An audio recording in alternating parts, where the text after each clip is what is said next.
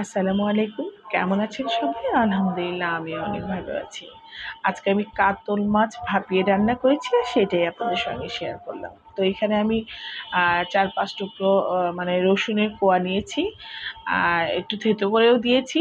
আর ৪ টা পেঁয়াজ কুচি করে নিয়েছি। নিয়ে এই পেঁয়াজ রসুনটা আমি একটু ভালো করে ভেজে নিচ্ছি। গোল্ডেন কালার করে আমি একটু ভেজে নিব, হ্যাঁ? তো যাই হোক, খুব যত্ন করে একটু ভেজেছি, বারবার নাড়াচাড়া করে ভেজে নিয়েছি।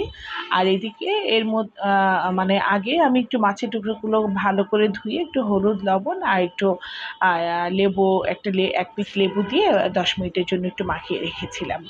এরপরে আমি মশলাগুলো দিয়ে দিচ্ছি। এখানে সরিষা বাটা, ২ রকম সরিষা আছে, পোস্ত, এই দুটোই আমি ১ চা চামচ করে নিয়েছি। আর ২ টো কাঁচামরিচ দিয়ে খুব ভালো করে মানে একটা পেস্ট মশলা করে নিয়েছি, হ্যাঁ?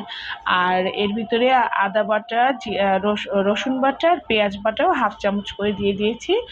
আর গুঁড়া মশলার মধ্যে হলুদের গুঁড়ো আর লাল মরিচের গুঁড়ো ১/২ চা চামচ দিয়েছি।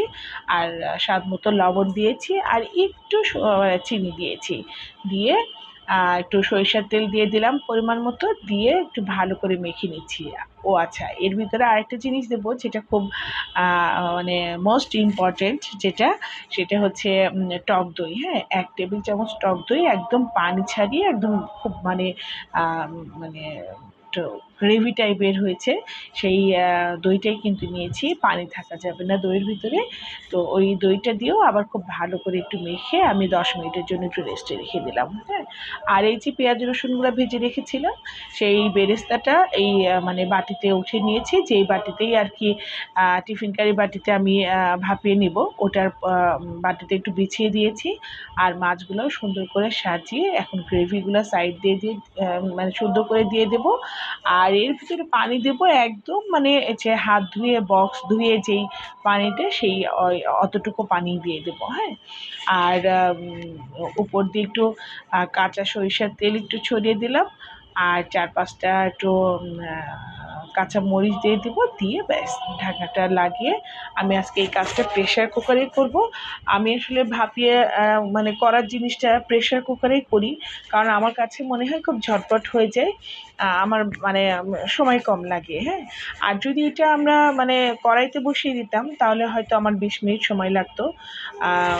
তো এটা কড়াইতে বসিয়ে করলেও অনেক ভালো লাগে, আর প্রেশার কুকারে করলেও ভালো লাগে। আমি ইলিশ মাছ, রুই মাছ যেটাই করি আমি প্রেশার কুকারেই করি, কারণ আমার কাছে ওটা খুব সহজ মনে হয়, হ্যাঁ?